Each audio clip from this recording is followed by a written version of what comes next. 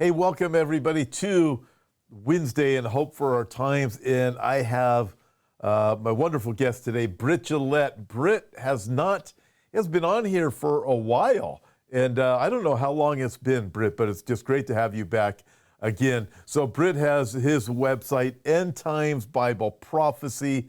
Britt has written several books. And Britt is brilliant, and it's wonderful to have you here. Britt, I get questions all the time from people saying, hey, do you know Britt Gillette? Can you connect me with Britt Gillette? He's so smart. I want to ask him about the economy. I want to ask him about digital currency. I want to ask him about this or that. And it's just great having you on with me. Great to be able to call you a friend, too. Definitely. It's a pleasure to be here. Thanks for having me. All right. So are you ready? Yes. All right. Bring it on. So several things I'm going to ask you about, including you did a video not too long ago called This is Taking Place Right Now, which I want to get to. You have another one, it's engineered to trap you. It's all planned. You also did one with Pete Garcia, which I just had Pete Garcia on yesterday. That's called The Bleeding Edge. So, and several other things. But I do want to get to it's engineered to trap you. It's all planned. And this is taking place right now. I want to get to those in a few minutes. But before we get there, I want to ask you about the economy. Britt, I follow a lot of the secular news regarding the economy. And there's projections that 2024 is just going to be exceptionally bad. People are saying things were going to collapse in 2023. They haven't collapsed yet. We're at the end of the year. They were saying that in 2022. But I mean, how long can this whole thing go on? And what are some of the things that are taking place that nobody is even hearing about? Sure. Yeah, well, I think we've been to the verge of seeing that collapse in 2023 to start with. Many people have forgotten, but back in March of this year, we had the second, third, and fourth largest bank failures in U.S. history, and that's accounting for inflation. So there were more bank failures by assets in 2023, even in the first 6 months of 2023, than there were in all of 2008. Wow. And they were able to delay this banking crisis that was taking place by patching over with a number of different solutions. One of those was the Federal Reserve created this program called the Bank Term Funding Program. And it basically said, you know, if you're a bank and you had this asset that you bought for $100 and it's now worth $50, well, you can loan it to, you give it to us. We'll give you the $100 and you just pay us back within the year. So that program came into being in March of this year. It's supposedly only going to last for 12 months. So we'll see in March if they renew that. My guess is they will, because if they don't, the banking system will collapse. But I think what's going on right now that most people aren't noticing, and I started to really see this toward the beginning of the month, and I put out a video about this at the time, was given what we've seen happen since October 7th, the Hamas attack on Israel, and we've seen the war that's going on there. We all are aware that we could see a major escalation of this conflict with Hezbollah and Israel's northern border. We could see Iran directly involved in some sort of conflict. We see the Houthi rebels in Yemen and essentially on the verge of shutting down all shipping traffic in the Red Sea. It's a major and global implications for that. So we see this potential for a widespread conflict in the Middle East that would disrupt the free flow of oil. So against that backdrop, what I would expect to see is the price of oil go up. Doesn't have to go into the stratosphere, but I would expect that it would rise following that attack based on the prospect that we could see that greater regional conflict and see disruptions to the oil supply. But what we've seen is actually the opposite. Since mid-October, the price of oil has actually dropped. And the only thing that, in and of itself, that doesn't mean anything. But to me, that makes me ask, well, why? What are the things that would make it drop? Do we see a massive increase of supply? No, we don't see that. We've actually seen OPEC announcing supply cuts all along the way leading up to that and since that time. So why are we seeing the price go down? The only explanation outside of just market manipulation is that we're seeing a decrease in demand. So if we saw a significant slowdown in the global economy, that's what we would expect to see. We would expect less oil to be used. We would expect to see that coming down.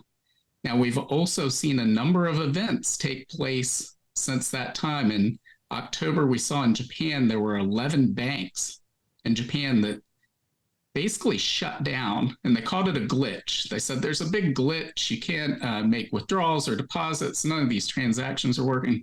It's just a glitch, is what they said. Then about 3 weeks goes by, and in early November, we had a glitch among the largest banks in the United States. So from Thursday to Monday, there were all sorts of people that made deposits on Thursday, and by Monday, they still hadn't gone through. Oh, it's a glitch, right? That's what they told us. And then you had a treasury auction that didn't go as planned. Oh, that was a glitch as well that didn't allow this one bank to participate. Then it happened again right around the time of Thanksgiving, and they said, oh, it was a ransomware attack. So we keep having all these glitches and issues that are going on. And then we had a recent comments by the Federal Reserve Chairman coming out and saying, well, after stating for a year and a half that we were going to raise rates to fight inflation, that we were going to stay higher for longer, that our goal is to get to 2% inflation. Until we get there, we're going to stay the course. Those comments that were made as recently as December 1st, where it was said, we aren't even thinking about rate cuts. Rate cuts aren't on the table. We may hike more. He came out on December 13th and said, well, there may be up to 3 rate cuts in 2024. So it's this complete about face between December 1st and December 13th. And you think, well, it's just 12 days. What happened? And so there's various speculations that are taking place. Some people claimed, well, it's the Biden administration has put pressure on the Federal Reserve in an election year. But I would expect that pressure has been put on the Fed for many months. Why all of a sudden in that 12-day period would they do this about face? And then if we look at the Federal Reserve's own data of that bank term funding program, we see that took off from 0 to $100 billion between March and June of this year, $100 billion that banks borrowed from the Fed to basically stay in business. Wow. That leveled off for much of the year. Then we saw a slight tick up around the time that these glitches started to occur. And then between December 1st and 13th, actually their date is the November 29th and December 13th. Through that period, we saw an extra $10 billion that banks borrowed. Now, what makes that even more significant is that we know the banks from FDIC data are sitting on $800 billion in unrealized losses because they own all of this government debt, treasuries. And when interest rates go up, the value of those bonds goes down. Now, in and of itself, that's not a problem unless they have to sell them. That's why they call them unrealized losses. Well, that's exactly what we saw back in March. Silicon Valley was sitting on this, and their depositors came and said, we want our cash. And the only way they could give them that cash was to sell those securities at a loss. And so we're in the same situation now. That situation hasn't been resolved. But what's interesting is since mid-October, we've seen interest rates on these government bonds go down, which means the value is going up. So those bank balance sheets should be getting better. But in spite of the fact that they should be getting better, we've seen the last 2 weeks, $10 billion being borrowed from that bank term facility. And you have to ask why. What has broken in the system, there is something that has gone on that is broken. We don't know about it yet. That's my opinion. But I think that it will prove right in the very near future. I think this is going to come to light that we are in the midst of another financial crisis. And then we'll see rates plummet down to near zero. I believe we're in the midst of a depression right now and have been for a couple of months. I think that we're going to go into a global depression on par with the Great Depression. But it won't be as lengthy as the Great Depression because the governments will simply print their way out of it. And it's actually going to be worse on the other side when we end up with hyperinflation as they just destroy the currencies, trying to prevent basically another Great Depression, because that's where we're headed with all this. We have too much debt. It's trillions of dollars of debt. We're sitting on the global economy has, I believe it's 2 to 4. We have no idea how many derivatives are out there, but it's estimated $2 to $4 quadrillion worth of derivatives. So to put that in perspective, the entire global economy is about $100 trillion. So you're talking 20 to 40 times the global economy. This is why Warren Buffett called these derivatives weapons of financial mass destruction, because, and we saw this in the great financial crisis with the failure of Lehman Brothers and then AIG and these other financial institutions. A lot of these financial institutions will say, well, these derivatives aren't a problem because, yeah, there are quadrillions of dollars of them. But if we lose on one of them, we've got another one on the other side that offsets it. And that's true as long as all parties can pay. But if one of those parties goes bankrupt, now you have what they call counterparty risk. And now it's blown a huge hole in the balance sheet of the other financial institution, and you end up with contagion. You have all of the financial institutions in the world stop lending to each other because they don't know who's going to be able to pay them back. And when you have that, you have a freezing of the credit markets. And what would happen is everything would stop. It would be the economic equivalent of the COVID shutdowns. You would have immediately your credit card wouldn't work, your bank card wouldn't work.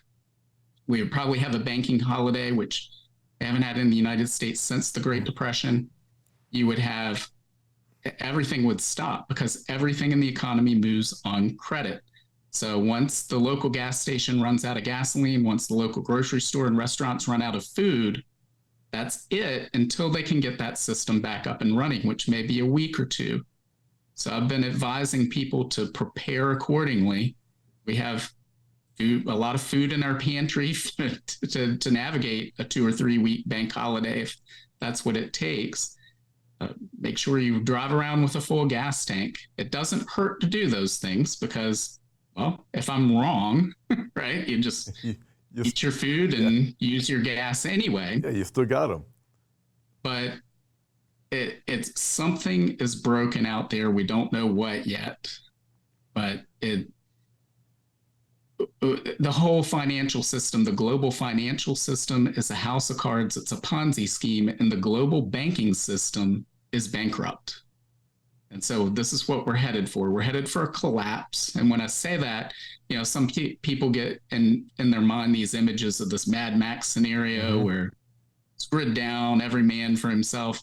It's not what we're talking about. A financial collapse just means a shifting, a transition from a dislocation within the economy, but it doesn't destroy buildings. It doesn't destroy farms. It doesn't destroy all of the things, the real world things that are out there. It just changes these paper wealth. Like some people who are wealthy today are going to be poor tomorrow. Some people who seem poor today may be wealthy tomorrow. But for the average person, what it probably is going to come down to is, will you still be employed as we see this play out? Because we're looking at a much more significant economic downturn than we saw during the great financial crisis, when millions of people lost their jobs in a matter of a few months. And I believe we're looking at something on par with the Great Depression, but again, not as long in duration, probably 12 to 18 months. And again, they will solve that, and I put that in air quotes, by simply conjuring cash out of thin air and handing it out to people. Well, But that's going to create its own set of problems. So, well, I mean, it's very fascinating when you start looking at it and thinking about it. Will people have any money left in the bank? Because really, when a person puts their money in the bank, the bank uses that money. I mean, it's really not there. It's being used. And so if that money's gone, I mean, Silicon Valley Bank is a perfect illustration of what happens. right. And so happening on a much greater scale with everything that you're saying. Now, this isn't really a surprise if you understand Bible prophecy, because we know as we look at the four horsemen of the apocalypse, you come to the third one, you have this black horse that represents a global economic collapse that with a time that appears to be hyperinflation, a day's wage for a loaf of bread. Right. So when you, I mean, as you're talking, I'm thinking in my mind, okay, we have a Great Depression, absolutely devastating, but it's not going to last too long because these globalists, these governments, they're going to have to fix the problem. So they just print up more money, which kicks the can down the road to something that's going to be far worse.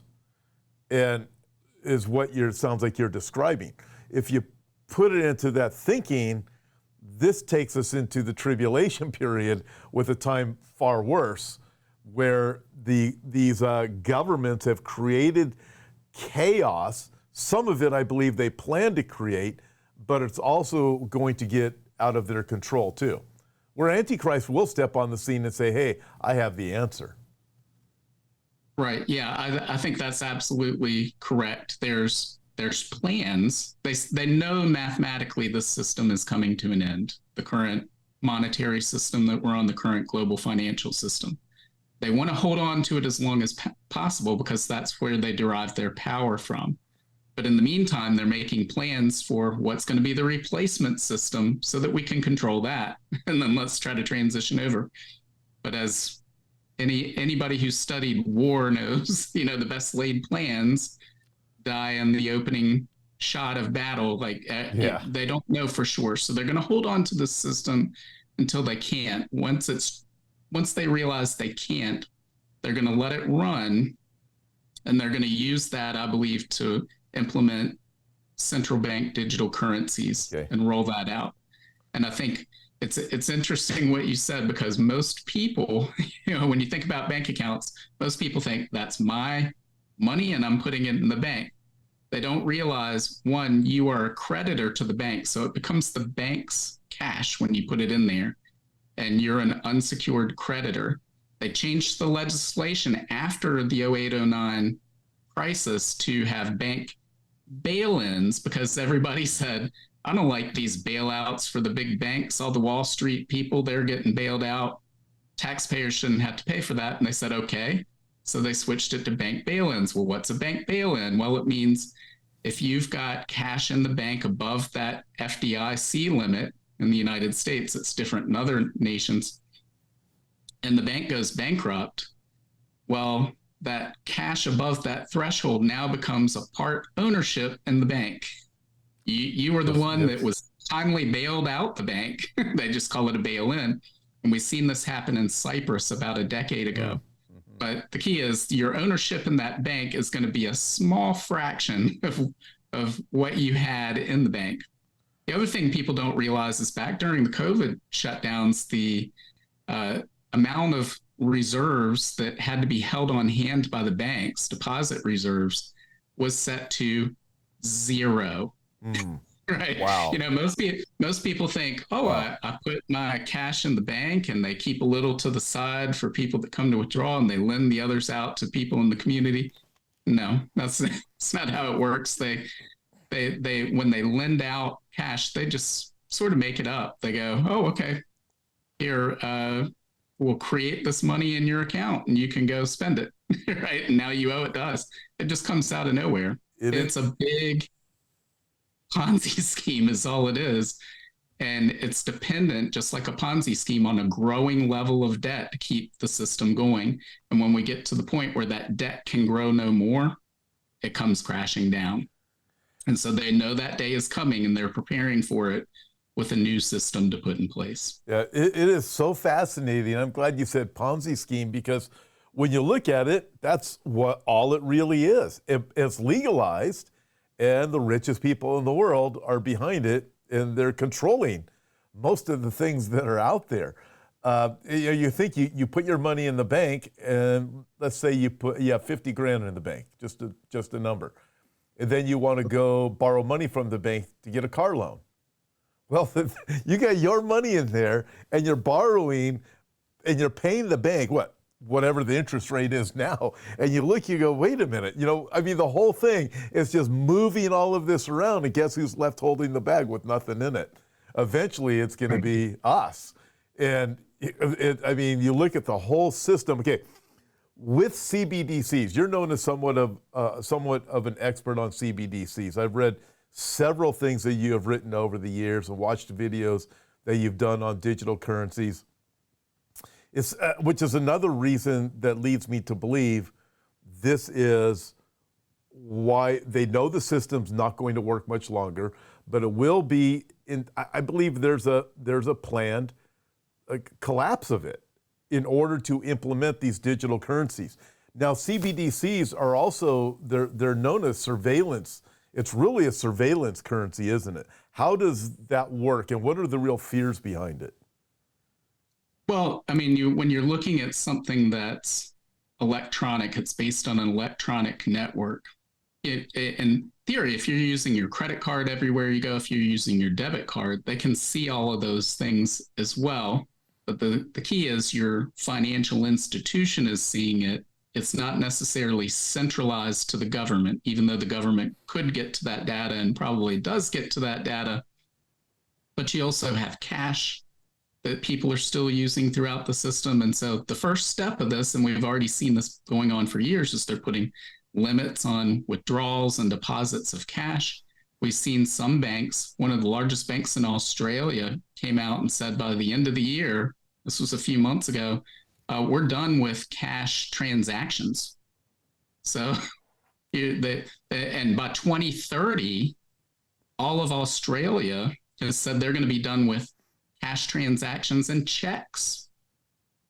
So what's left but electronic transactions? So by that time, they plan to be there. Well, now if you think about it, okay, a lot of businesses are cash based. If they have nowhere to deposit that cash, are you gonna risk taking that cash to your house, having it catch on fire, or somebody breaks in and steals it? Or are you going to just say, you know what, I'm going to go cashless?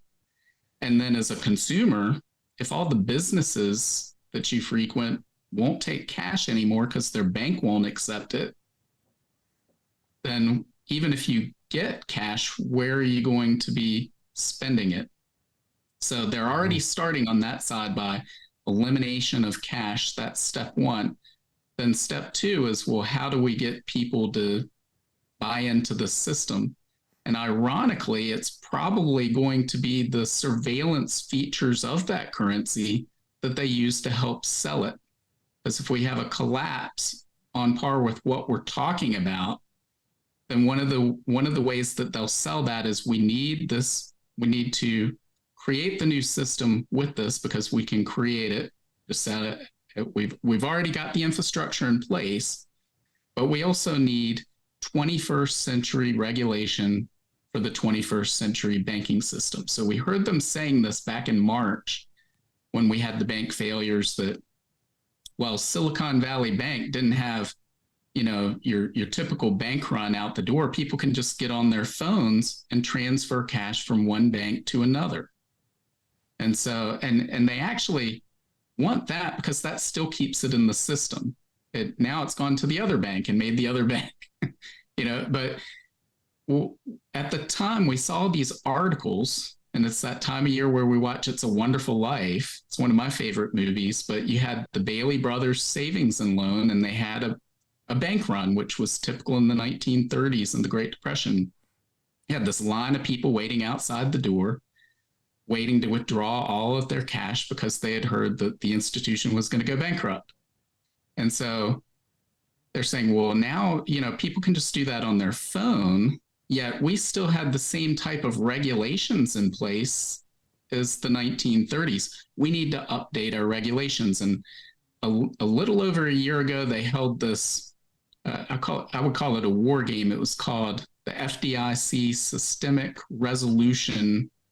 I forget what else they called it, but basically it was this round table of people from the FDIC and other government agencies trying to figure out what they would do in the event of the things we're talking about right now, which, as you know, in the last few years, there's been a lot of that. They create the scenario, and then lo and behold, it happens not long later.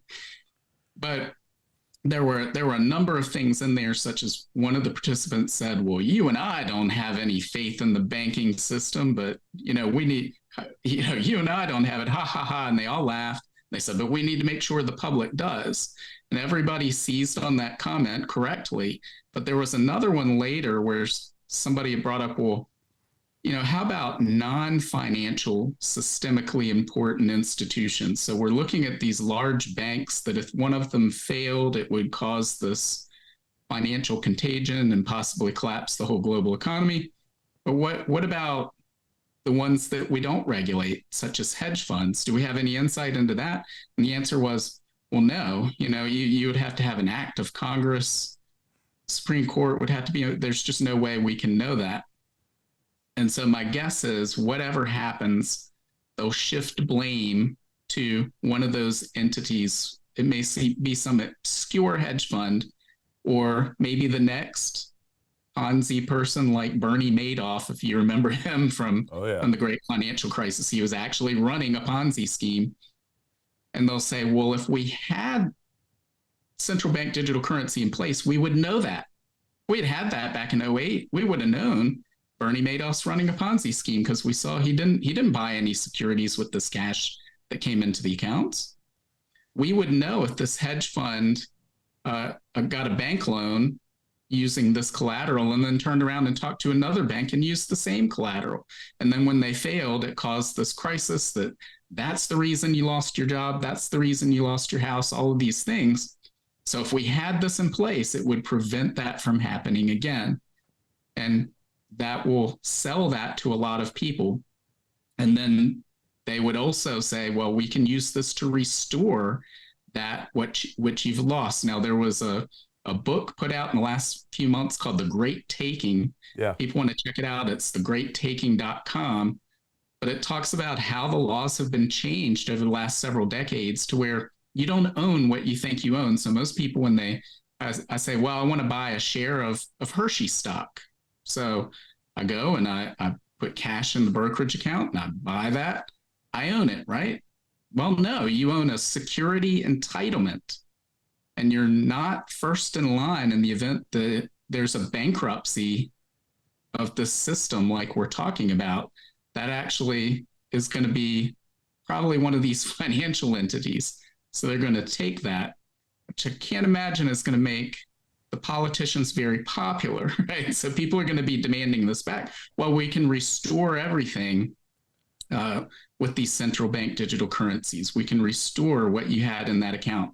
When people lose their pensions, when people lose their retirement accounts, when people lose their cash in the bank, they will be more than willing to accept a central bank digital currency replacement if the alternative is, sorry, you lost it all. And so they're going to have us. I look at this, Britt, and I think, right now there's so much resistance to digital currency. However, when people are starving and start losing everything, there will be a sudden surrender like, okay, this is the answer. I just need to put groceries back on the table. Everything's been closed for 3 weeks. I ran out of food that was in my pantry. I ran out of gasoline in my car, and people will be under the pressure. They will be willing to submit to it. I want to ask you a few more things. You talked quite a bit on the digital currencies in your video that you recently did. This is taking place right now. Also, it's engineered to trap you. It's all planned, which I want to ask you about that, although you already covered some of that here. But real quick, everybody, quick reminder on New Year's Eve, coming up Sunday at 5:30 p.m., Brandon Holthouse is going to be joining me live. It's going to be in-house. He's going to be sitting right next to me. It is going to be a great time. We have an annual prophecy update every year on New Year's Eve. I've been doing them for over 25 years now. And we are going to look at where we've been in 2023. Brandon and I are going to project into 2024. And it's going to be a great time. It's going to be in-house. We're also going to have communion together. So join us if you can. The information is at hopeforourtimes.com under the events. It's this Sunday night, December 31, New Year's Eve, 5:30 to 7 o'clock p.m. Pacific Standard Time. It'll be an hour and a half long. Hope you can join us. All right, Britt. Back to where we are. And also, don't forget to check out Britt's website. I mean, guys, you're going to be so blessed. EndTimesBibleProphecy.com. Just just Google his name, Britt Gillette. You'll find it. Or End Times Bible Prophecy. You'll be able to find it that way. You're going to be super blessed. It's interesting you mentioned The Taking, that book. I happen to have the video open right now while I'm not watching it, but it's open on my laptop right now to go. I already watched it once. I was getting ready to watch it again. You mentioned it. Check it out, everybody. But as you mentioned, your title of a recent video was, "It's engineered to trap you. It's all planned." And that's exactly how I see it. In Proverbs chapter 29, the Bible says, Solomon wrote, "The fear of man is a trap. It's a snare.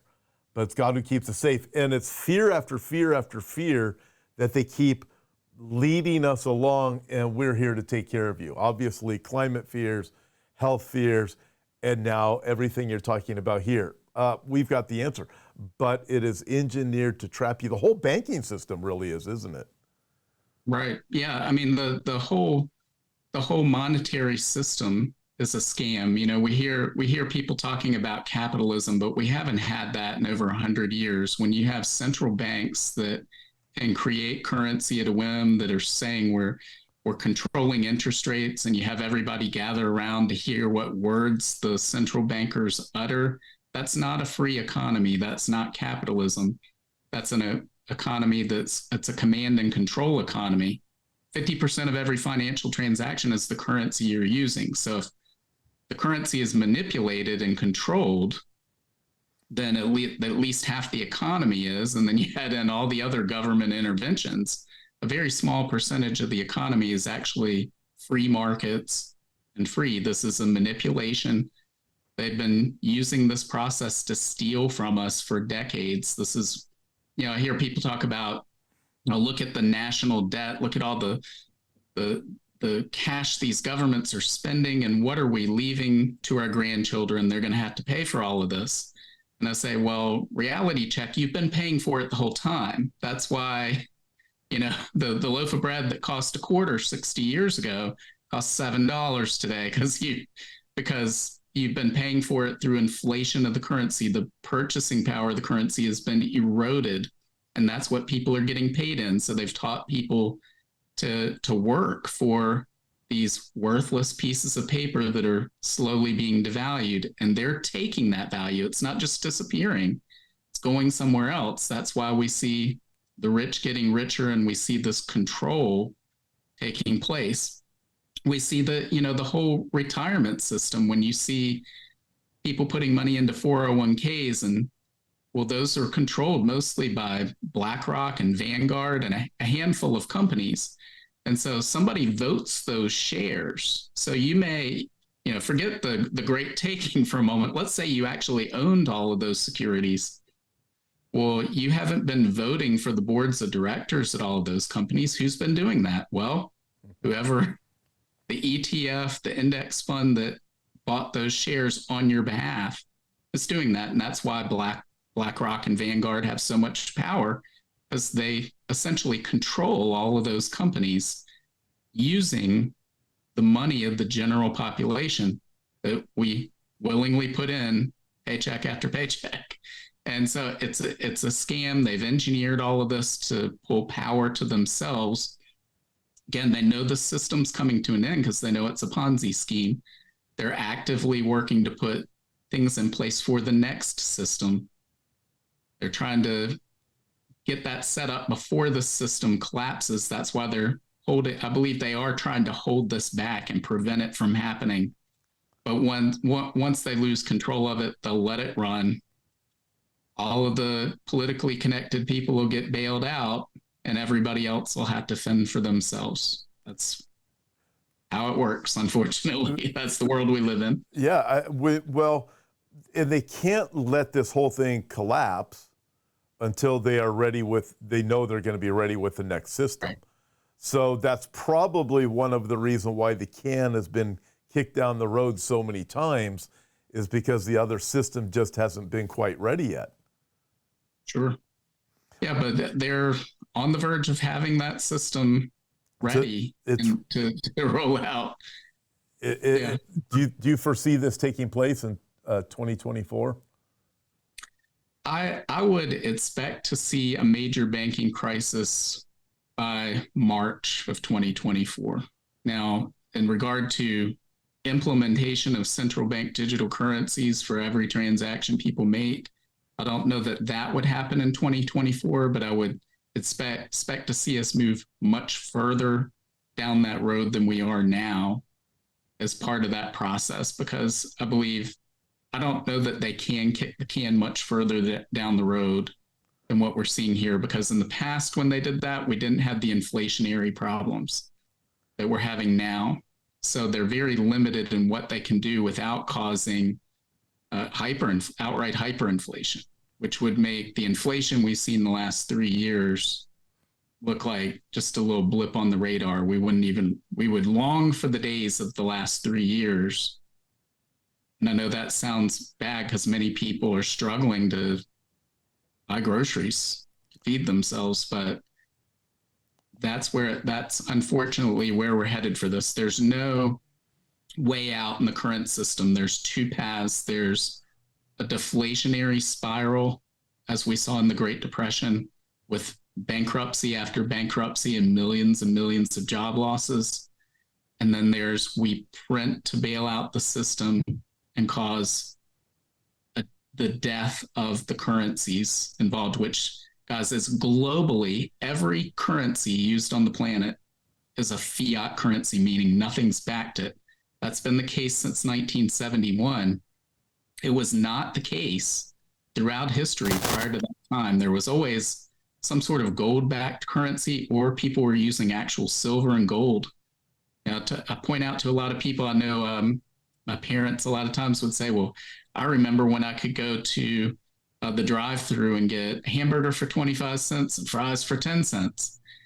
And the thing is, you can still do that today if you've got that quarter and dime from back then, 1960, pre-1964. They were actual silver. They were made of silver. Now it's not made of silver anymore. But if you had those actual silver quarter, it's $7 or so.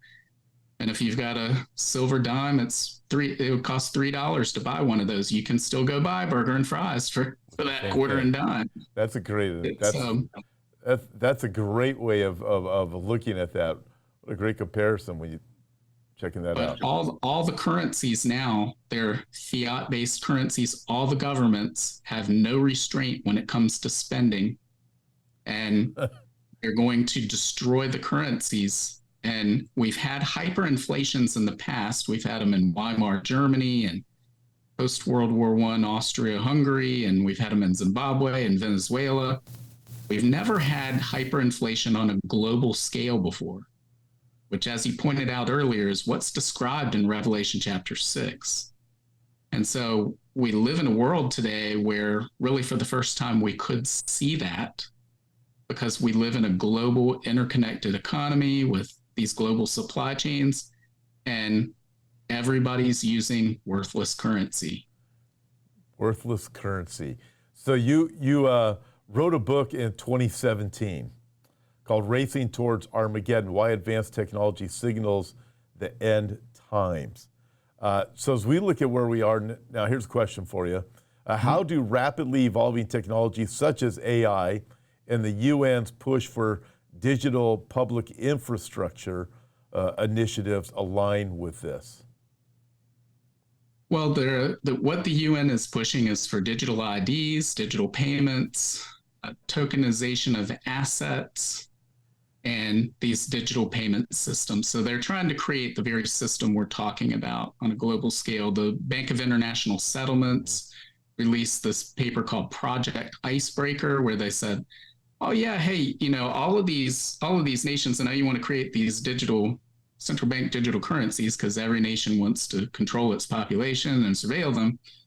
But we need to do this on a standard, because if you're in one country and you want to trade with somebody in another, you need to figure out how to trade those currencies. Hey, we'll do that, right? We'll set up the backbone system, and it essentially would make them the global arbiter of this digital economy, and it would create something that is indistinguishable. I like to say indistinguishable in function from the mark of the beast. It's not the mark of the beast, but it creates the infrastructure and puts that in place for the mark of the beast to be able to appear during the tribulation, because we wouldn't expect that to just come out of nowhere. We would expect the pieces to be put in place leading up to that time period.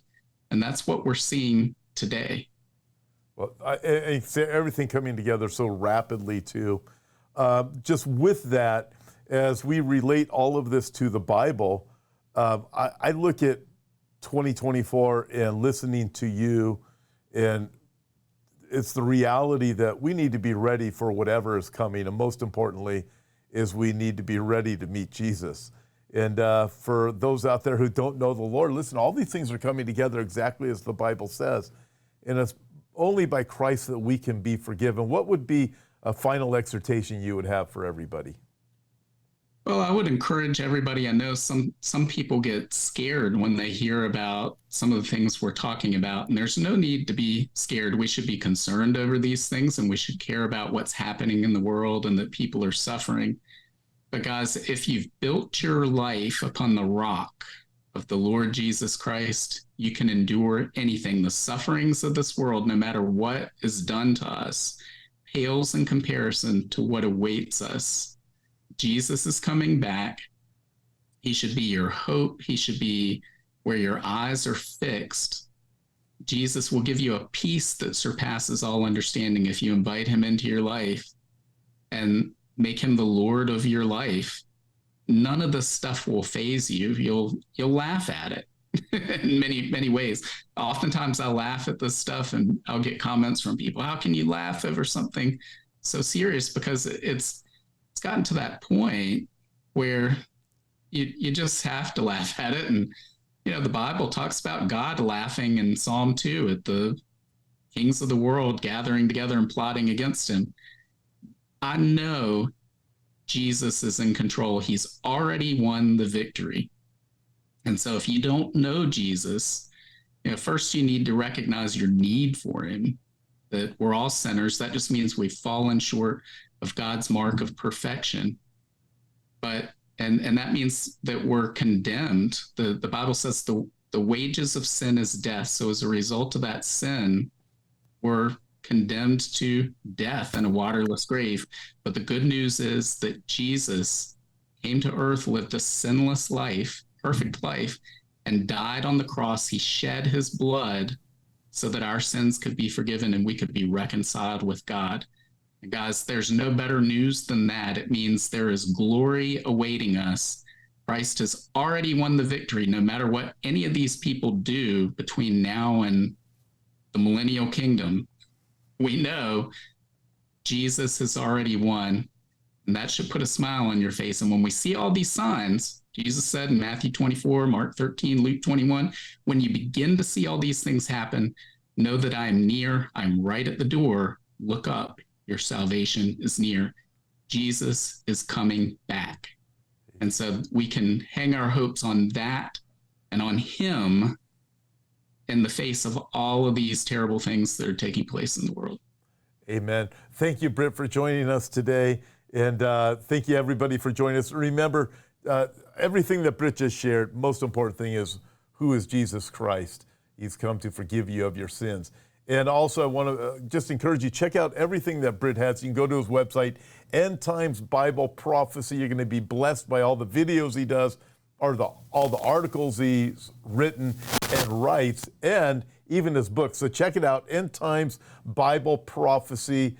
You'll be blessed. And also, join us this Sunday, 5:30 p.m. Pacific time, if you can. It's Brandon Holt House.